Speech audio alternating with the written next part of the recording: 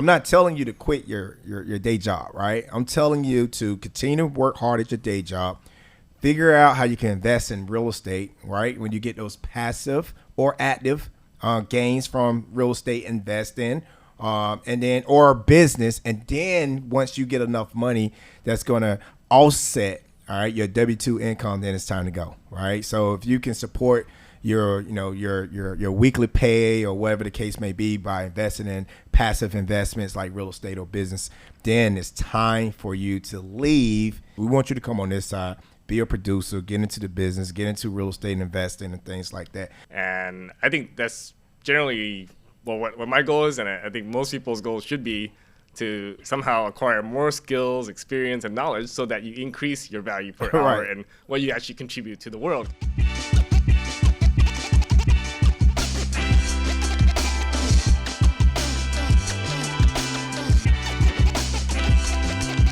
Welcome back. This your boy, Duron Bethay with the DB Business and Real Estate Blueprint Podcast.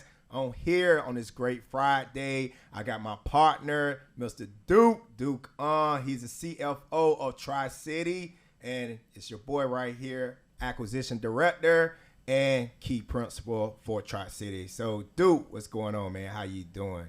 Great. Thanks for having me on the podcast. Excited. Yeah, man. Absolutely, man. So Duc, man, I've been knowing you for quite some time now, all right? I've been here on Island. I got here about 10 years. Obviously I was here at the duty military, and I met you at a meetup, right? That's where we met up first time. What year was that? Do you remember? I know it was at UH, right? Yeah, probably like 6-7 years ago. 6-7 years ago, right? And it was great. But since then, we done fast forward, and now we are partners with Tri-City, which is a syndication for multifamily, and your roles as CFO, right? Correct. Yeah. So give me a overview of Tri-City, our makeup, and how many current units that we currently have right now on as far as we managing right now. All right. So we are a private equity real estate firm specializing in value add multifamily, specifically more recently in the DFW, Dallas-Fort Worth area. What we do best is we turn assets that have some kind of value add opportunity into something that can exit at our higher multiple and deliver those returns to our investors. Currently in our portfolio, we manage about $67 million in assets, about 520 units. We have done over 800 units. We've gone full cycle on 4 deals. On average, over 30% IRR, about 37% average annual return. So imagine all of our investors on those deals are happy. Are really, really happy. And we happy too. All right. Definitely. Definitely, right? It's our job to go out there and perform, and make sure we hit those assets, make sure we bound them right and all that. And your job as CFO is man. So y'all don't know, man. This guy's he's a genius, right? He's a numbers. In fact, your degree is in what? Physics. So this guy got a degree in physics, and you also before you was a school teacher, correct? Yeah, I taught high school math. So you went from high school math, and you was doing real estate. I know you was also a realtor, also. Again, our CFO, but what was it at what point, and how long have you been doing real estate before, even thinking about doing, multifamily apartments?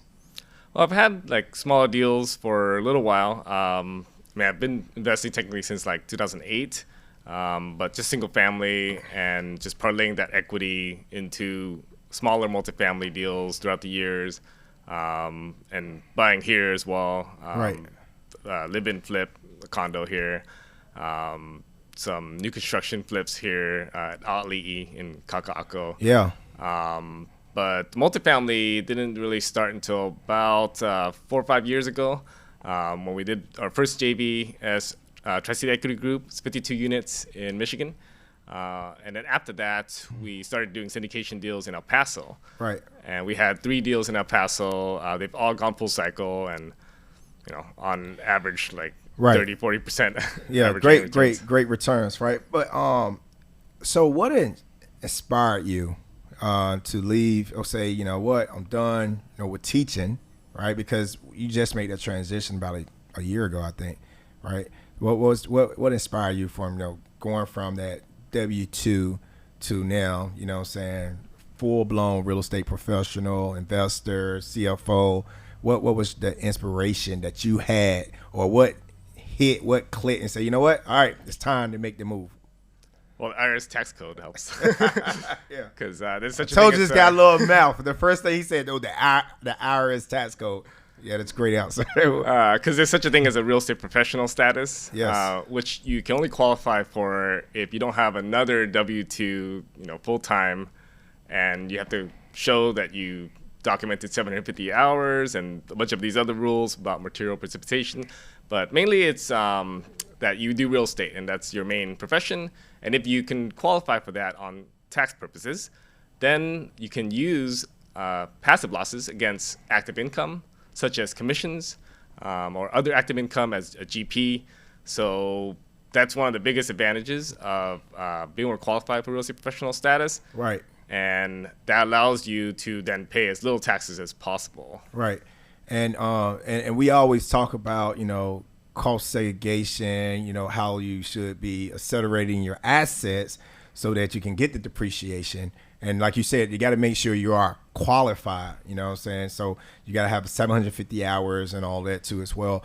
And I always tell people, the blueprint, and that's what we host this stuff. We to give you the jewels to teach these people, like the blueprint is, I'm not telling you to quit your day job, right? I'm telling you to continue to work hard at your day job, figure out how you can invest in real estate, right? When you get those passive or active gains from real estate investing, and then or business, and then once you get enough money that's going to offset, all right, your W-2 income, then it's time to go, right? So if you can support your weekly pay or whatever the case may be by investing in passive investments like real estate or business, then it's time for you to leave so that the IRS can continue to tax 90% of the rest of Americans, because we know that 90% of Americans are consumers and 10% are producers. We want you to come on this side, be a producer, get into the business, get into real estate investing and things like that. But what were there any challenges from you, leaving, or how did you exit, teaching for all those years and leaving your job? Was there any challenges or anything like that you want to share? Not about the actual leaving, because that part's great. Right. But it wasn't like a overnight thing. It took me a long runway of being an agent, earning commissions, putting those commissions into multifamily deals, racking up the passive losses, building a real case for why I should quit teaching and just go full-time real estate.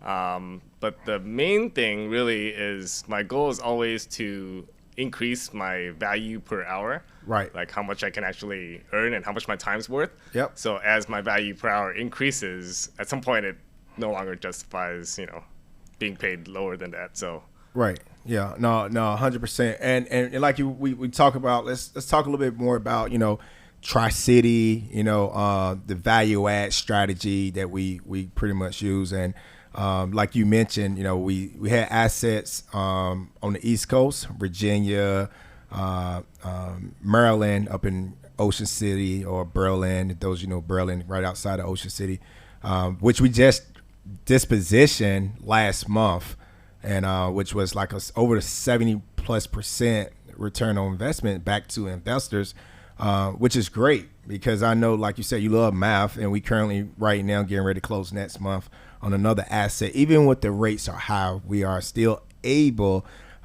to disposition these assets and get great returns. And I know why, but I want you to tell the people that's listening, why are we able to still get these returns? What are your thoughts on that? Why is that? Well, it's simply the cost basis, right? 100%. Like we were able to acquire these assets at way below what we're exiting at, and probably below the current market value at the time. that previous deal, Bay Street in Berlin, was through our partners, Ace and Ackham, who found the deal Yep. with their working the seller for many years. And then the other one, Park Place, that's under contract to sell next month, was through another kind of Actually, I market. did that one. Yeah, me and Bob. That was my first one that we did off the cold call list. And those of you that's thinking about like, hey, getting into multifamily and all that, man, it's challenging, but there's tons of deals and a lot of hard work to get those deals. And we had a team that was making calls for us. We had a VA, and Bob had access obviously to CoStar Report. Was every week we have all the owners, and what we did, we outsourced that list out to someone that we had to just make calls, and we tell them and say, hey, if you get anyone that's interested, you ping us immediately. You turn them green, you contact us so that me and Bob can get them on a call. And it's crazy because we was looking to try to get it in North Carolina, and those of you who are from North Carolina, and we know that Carolina is a great market. We have a lot of people. What's happening is, this years ago, right? The transition was happening. People was leaving New York, moving down south to the Carolinas, from California to Texas and things like that. But we was looking for a deal in North Carolina. We ended up coming across this gentleman who specialized in live tech, all right, which is low income houses. And he said, no, I own this property, but I got another one in Johnson City, Tennessee, that I would like to sell. And it was a great find. I think we paid about $4 million, be exactly, for that property. And we currently getting ready to exit that, for almost double what we paid almost. So, and that's 2.5, almost a little less than 3 years. And it goes back to like what you're saying, cost basis. Where did you buy it? Because we seeing what's happening right now. Rates are going up, right? They're still going up. This year they say, oh yeah, back in November we're gonna get 6 rate cuts, and then what happened? January, February, we're gonna get 3, and then they say we may get 1, or whatever the case may be. So when these interest rates, you want to talk about, for the audience that's listening, on how interest rates, all right, play effect onto the value of these properties. When we talking about 100 basis points or 150 basis points, right? The value can mean $1 million plus in difference. So can you break that down, because again, I know you love the math, you understand it. So interest rates generally run inversely correlated to pricing or demand, because the majority of transactions are done with debt. So when you have to get a loan, the lender has certain constraints, such as debt service coverage ratio has to be at least 1.2, so 120% of the income to the debt service. The income has to cover that. So if the rates go up, then that constrains the loan amount that you can get, the loan proceeds, which means it's harder to come up with a total amount needed to close the deal. So you have to raise more. Right. And in the environment where rates are high, then investors would just prefer to plunk it down into a CD or treasury and get risk-free yields of 5% or so. So it becomes even harder to raise in that environment, right? Which makes it pretty difficult to acquire.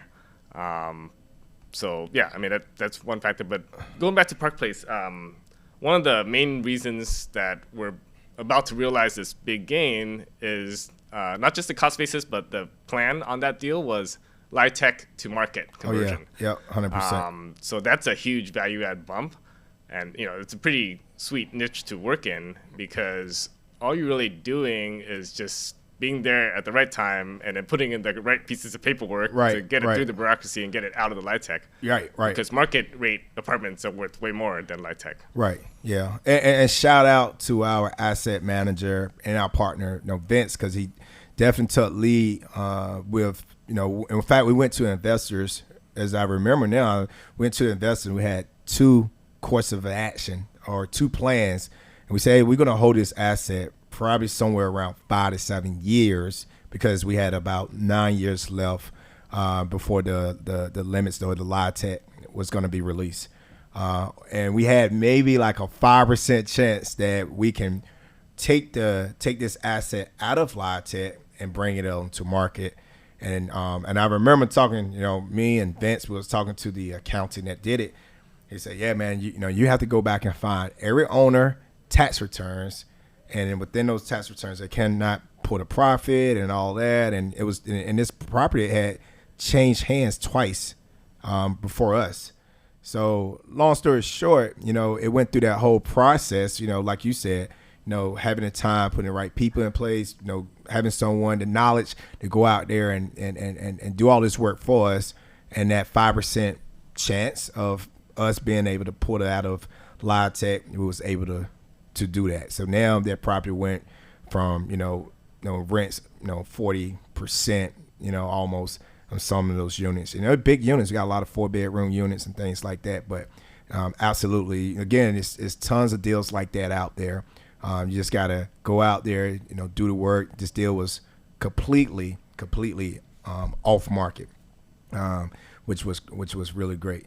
So with all that, man, Tri-City, we have been able to we changed our strategy, I think, a little bit twice. Two things that I have seen that we have changed.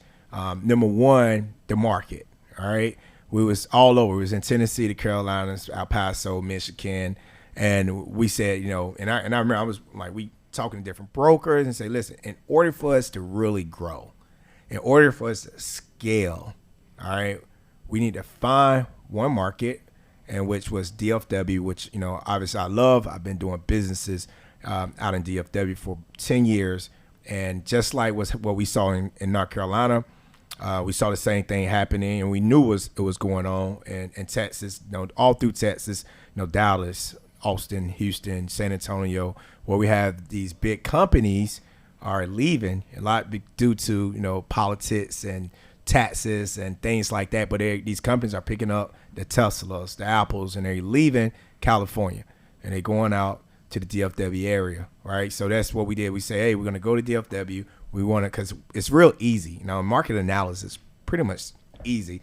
Where the jobs going, all right, and then where the people going to go with the jobs. So that was our strategy. So we went there. It's been great.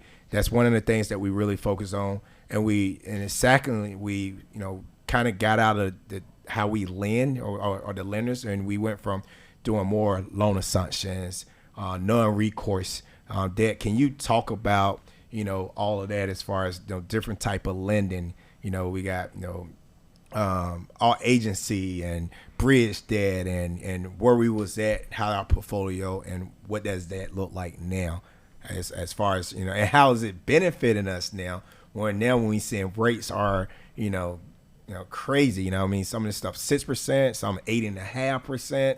So what are your feedback and that you can tell everyone that's listening? Well, when we first started the journey, it was all community banks, recourse debt, because they were all smaller loans. I mean, it probably didn't even meet the threshold, the minimum to do an agency loan. And when you say recourse debt, I want you to make sure, because a lot of people watching in this, and they're like, what the hell are they talking about recourse debt? What is recourse? So recourse means the lender has personal recourse to go after you, the guarantor, for the loan balance, as opposed to non-recourse debt, which is typically offered in agency, so Fannie or Freddie type of loans, that it's not you personally. As long as you didn't do anything, nefarious, like bad actor stuff, then yeah, you could even just walk away and give the keys back, and right. They're not going after your personal balance sheet. Right. So okay, so exactly. So we got recourse, non-recourse. So we started like community bank, a lot of recourse debt. And when you have that recourse debt, what does that do to your global credit? You want to talk about that? Your global, yeah. Well, I mean, it just shows up as a personal guarantee, right? And you don't really want to keep signing on these personal guarantees, because then that basically just keeps adding up right. on your total. But also it's risk, right? I mean, investing is all about managing risk, because there could be some crazy high rewards, but if you have to take really high risk for that, then that's probably not a good trade.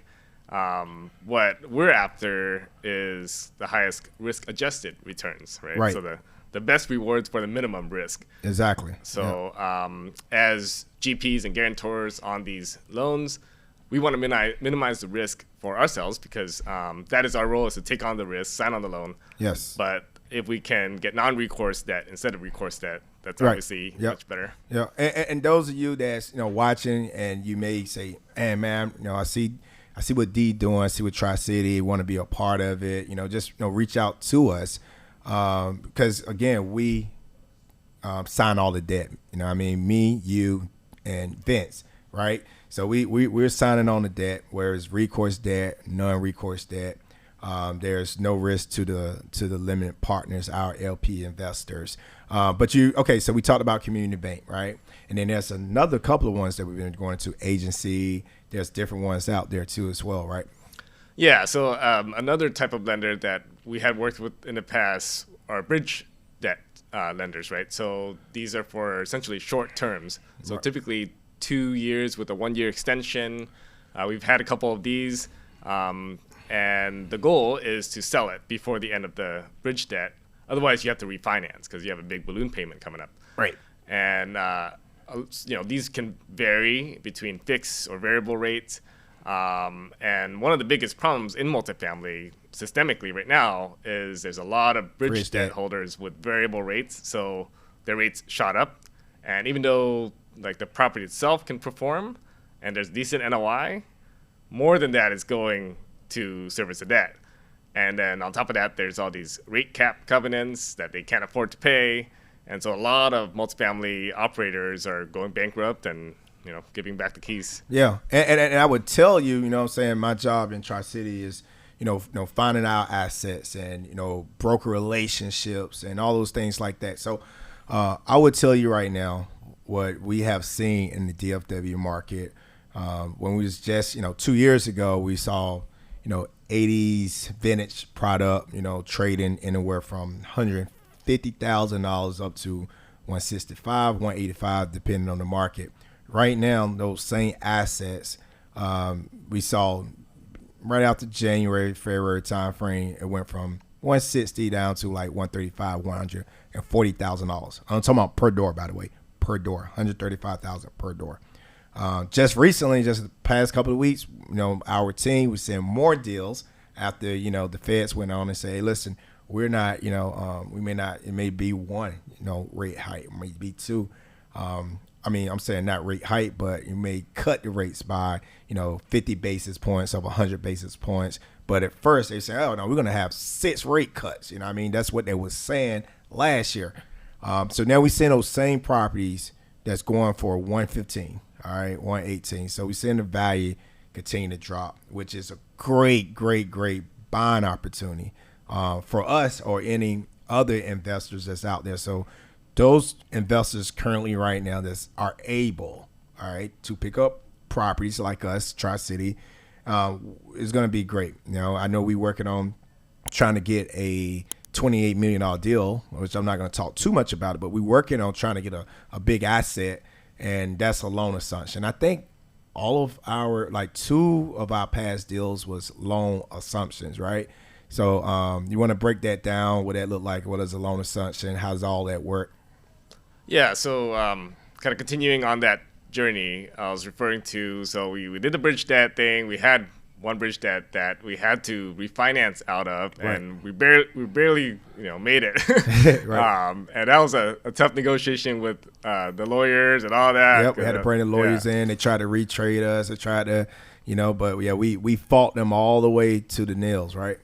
Yep. So that one is now converted to permanent Long-term agency debt at a lower rate now compared to market, and was able to refinance and take some cash out of that property to pay back investors down some too. Yep, that's right. And so now our most recent assets that we acquired in Dallas they're all agency. 2 of them are loan assumptions. So that's nice because we're able to take over the lower interest rates that the original buyer had when they bought it. So in the 4s and in the mid 3s, right? So way lower than 6s or 7s that we like 3 point some percent, right? And we picking up these loans at 3 and 4%, where that the rates are currently like 200 plus basis points higher, and it's been really good. It's been good. And one of the things too, obviously, it's all about, like you said, managing your risk. And when we are with these loan assumptions, we are the LTV is much lower, right? It's not like it's a 75, 80% loan to value where that we have to put 25% down or anything. Most of these are like a 50-ish to 60% LTV, meaning that we're bringing in 40% down. So some of these properties was $8 million on average, and we raising $4 million, $5 million on the $8 million deal, because we got to raise the capex too as well. Which I said capex. I know people are like, what's capex? So you want to give them a breakdown what's capex?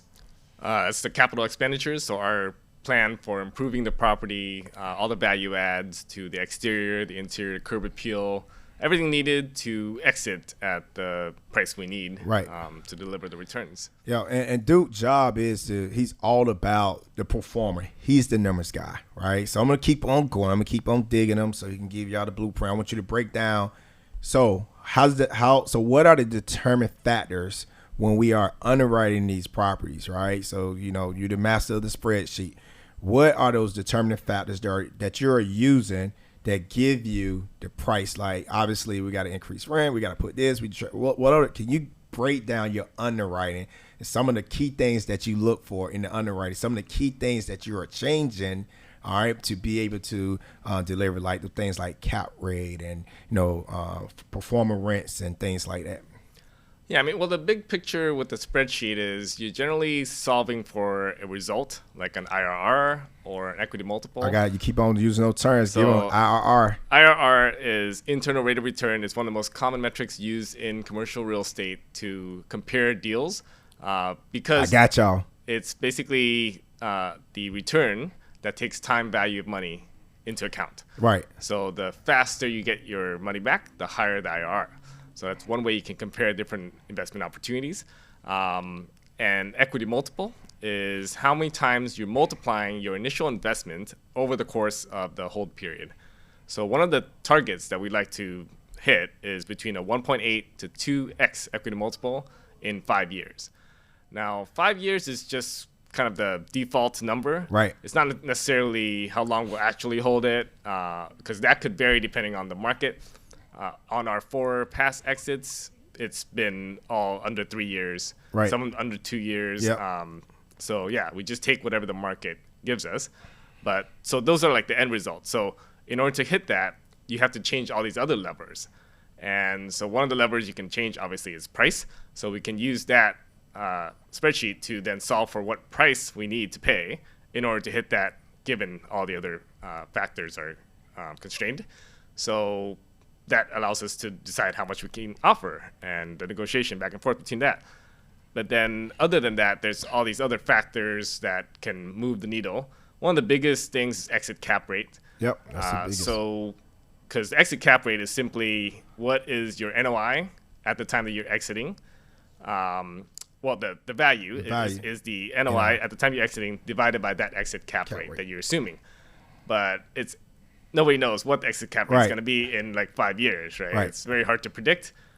But generally, we like to be conservative by taking what we think the market cap rate is and then adding a cushion to that, in order to be even more conservative than what it could be. Right. So let's say CoStar says it's going to be a 5 exit cap rate. We might add 25 basis points or 50 basis points to that, depending on how we feel about the vintage and the location and demographics and the growth of employment and population in the area. So and rent growth is another factor that can be changed, and that you kind of have to take the data but then also predict, right? Like based on supply coming online and just general demand in the area. Right. Now that is great. So he hit a lot of things out there. Again, man, Duke is phenomenal. He's great at what he's do, and talking about those multiples, like he said, like a 1.8 multiple is if an investor give us say $100,000, right?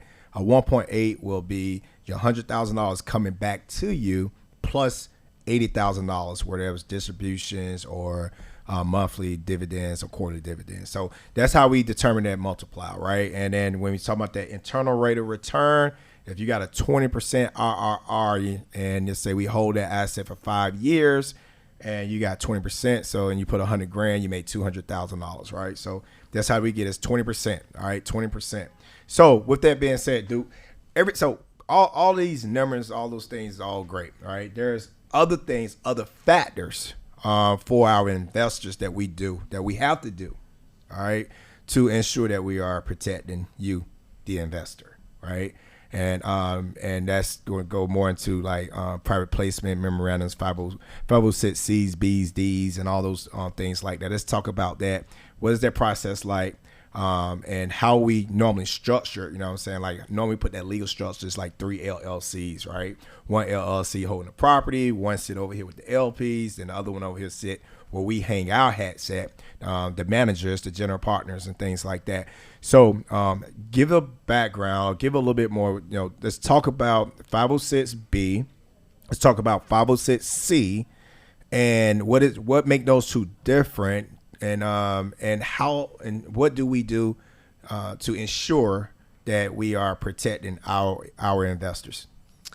So Reg D, 506B, and 506C are the two most common ways that modern syndicators raise capital now, because the SEC has made it a lot easier. These are exemptions that allow you to not have to file a bunch of public reports that publicly traded companies would have to file.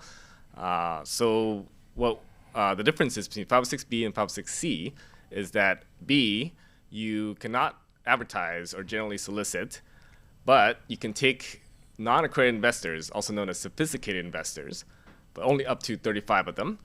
And you have to have a pre-existing relationship with all your investors.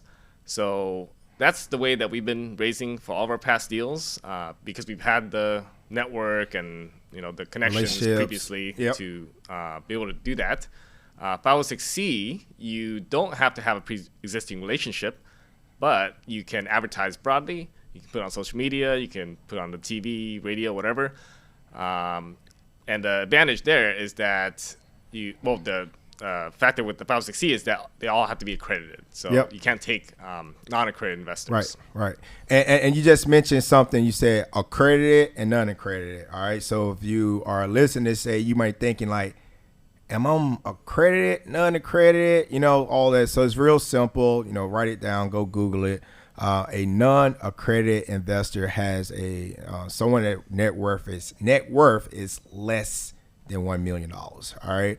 And an accredited investor has a net worth of $1 million or more, minus their primary residence, or they are single and they gross $200,000, or married couple $300,000. All right. So that's what makes you an accredited or non-accredited. And typically, if you invest in syndications, especially as a 506C, you definitely we'll have to verify that through like accounting, CPA, third party. It's a lot of third party companies out there like that. But because I remember when I first been there, I've been investing in real estate since I was like 28, 29 years old as an LP investor. And I used to have to go to my accountant and get his paper signed that's saying that, hey, I meet all the requirements to get in this deal. But like I tell people, man, it's another way, I think, for the rich to continue to get richer.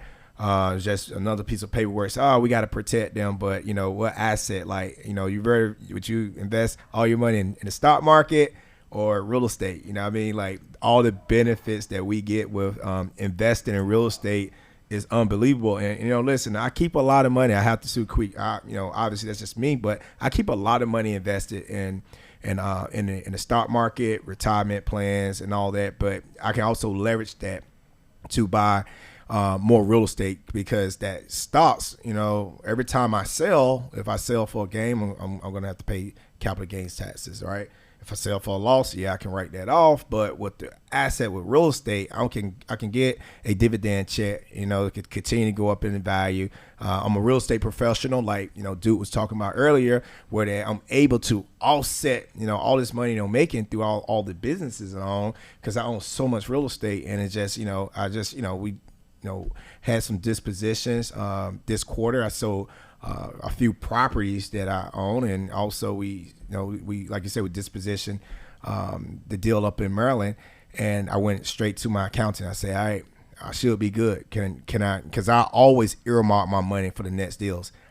I shouldn't pay any taxes this quarter or this year, right?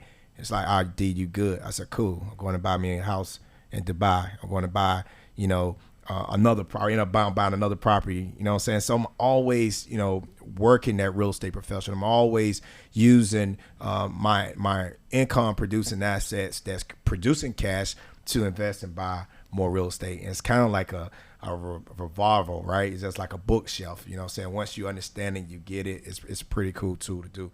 All right. So with that, you dropped a lot of knowledge. We here, man, if you looking to invest, again, you want to join. I tell people, like, if you flipping properties and you got rental properties, we all did it. You did it. I did it. I don't even do the single family rental thing no more. I put my stuff in multifamily and let the management team, our team, take care of everything. But I do invest in vacation rentals. I love vacation rentals because it's more like a business, more active, more cash flow, and I still get to do those things like cost segregation and all those things like that.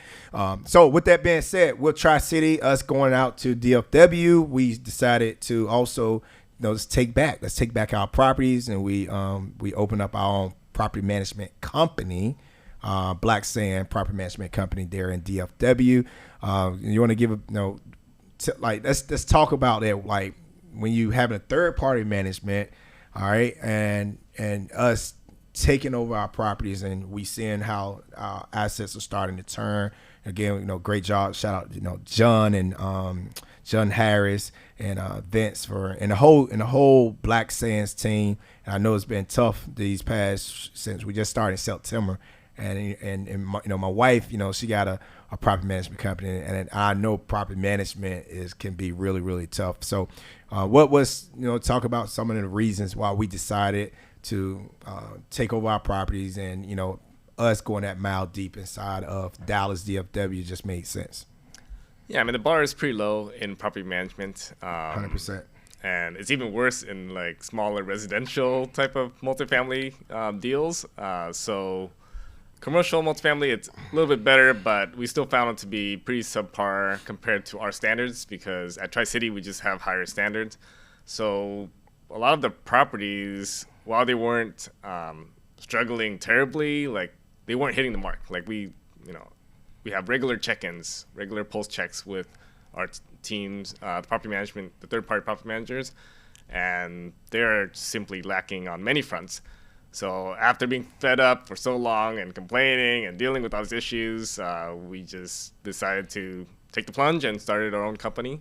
And since then, it's been kind of a turnaround. Like we had to take these subpar results and the poor training of the tenants as far as their behavior and all this, and just kind of correct course. And new sheriff in town. Yeah. And like we're making progress. So soon, I expect to see a lot better results coming out of those properties that we took over. Of course, multifamily is a slow game because you have to wait for various like leases to come due and tenants to move out, and sometimes it can be fast though, because like once they realize that they can't get away with the same stuff anymore, they just skip, and it's easy. Right. You don't have to evict them, but then sometimes you have to drag it out and evict and do the whole paperwork and all that. But being vertically integrated is the key to our growth and our future plans, because we want to take institutional capital or work with bigger players like that. They pretty much require you to be vertically integrated in order to have an advantage, right? In order to be able to go deep and have a competitive advantage over all the other operators in the area. So that, I feel like, is huge.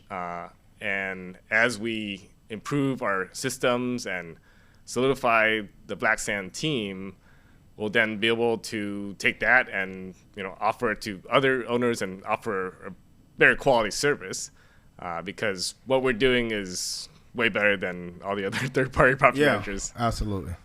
And it's the third party, man. It's been really tough. And one thing for sure, two things for certain. Nobody's not going to take care of your property the way you are. So the way we doing right now is just it's unmatched. So, so for people that's looking, do you have any advice, or if someone's looking to get into like real estate, like what advice would you give someone looking to say, look, I want to get in real estate. I want to make that leap into either, owning multifamily like us, or just being much more active on, house flipping or anything like that. Any advice that you give someone that's looking to get into this business? Yeah, I mean, I think it's first you have to make the income, so active income. So for me, my blueprint has been, commissions from real estate brokerage sales. Take that, invest in passive income opportunities like multifamily syndications that allow you to then multiply yourself, scale yourself, right? So then you're not working at the investing side, like somebody else is handling that part, while you focus on what allows you to make the most per hour. And I think that's generally what my goal is, and I think most people's goals should be to somehow acquire more skills, experience, and knowledge so that you increase your value per hour and what you actually contribute to the world, because that's what you get paid for, is your contributions to the world. So yeah, 100%. And anyone right now, if you're current watching, listening, and they say, look, man, how do we be a part of what we got going on? How can they get involved? Well, you can check out our website, tricityequity.com. And we also have a Facebook group, Honolulu Multifamily and More, which is also a monthly meetup. We also have a podcast, the Cash Flow Project. You can find that on Spotify, Apple Podcasts, wherever you listen to podcasts. Yes, absolutely. Yep. Yeah, and then you have the conference. Yeah. So we have the conference. We do the conference every year right here in Hawaii. Hawaii Millionaire Mindset, the Blueprint Conference, where we focus on growing and scaling businesses and showing you how to take those cash flowing assets to invest, like Duc just mentioned, investing that into multifamily. And also want you to, obviously, my mentor told me this, said, obviously the best way to get rich, to hit your targets, is to, avoid paying the IRS. Saying pay them but the IRS, they say, like 10% is in the book of the IRS is, hey, don't do this, doing this, but 90% of everything else is telling you and teaching you all the things that you can implement, all these tax strategies, crazy amount of tax strategies, which I love, and I use them to my benefits to help offset my taxes. And when I say I don't pay taxes, I pay taxes, right? Just for the state right here, GT and all this, man, I think I pay like almost $200,000 just state of Hawaii, just for, just taxes, GT. And Hawaii, boy, they tax everything. There's nothing you cannot do that they don't tax. I'm like, I do businesses in other states, like Texas, and I may not have to pay taxes on, like PT or, things like that. But, Hawaii, they want everything plus more. So, with that being said, Duc, anything that you got that you like to, any like favorite book? I would ask you, if someone right now want to, read a book right now, what would you recommend? I don't know. Atlas Shrugged just comes to mind for some reason, but it's not really about like real estate or, it's more just a philosophy thing, like about, being industrious, work hard, and meritocracy, right? The ideal of the people that build the world should deserve to benefit from it, instead of, the government and all these other socialist programs kind of leeching value from the people that actually build it. So no, most definitely, man. Well, hey, look, man, we're gonna go ahead and wrap it up, man. Again, my friend, my partner, Duc Ong, he's the CFO of Tri-City. And thank y'all for joining us for the DB podcast, the Business Blueprint. Let's get it. Hope to see you in Hawaii, July 10th through the 13th, Hawaii Millionaire Mindset. See you. Peace.